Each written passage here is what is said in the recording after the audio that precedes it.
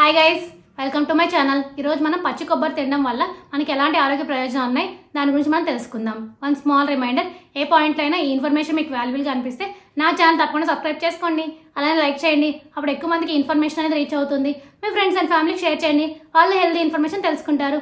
ఇంకా లేట్ ఎందుకు మన టాపిక్లోకి వెళ్ళిపోదాం.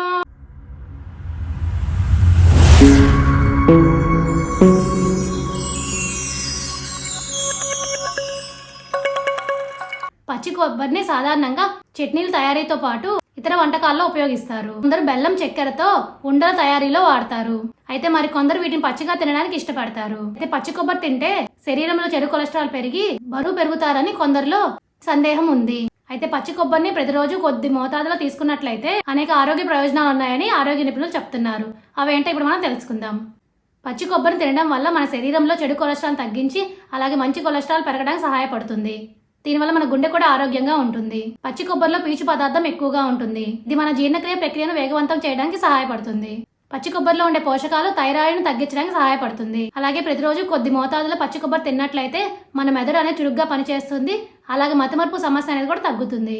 పిల్లలకు బెల్లం, పచ్చి కొబ్బరితో తయారు చేసిన పదార్థాలు కనుక పెట్టినట్టయితే పిల్లలకు రక్తహీనత సమస్య తగ్గుతుంది. పచ్చి కొబ్బరి రోజు తినడం వల్ల మీ చర్మం, కేశాలు ఆరోగ్యంగా ఉంటాయి.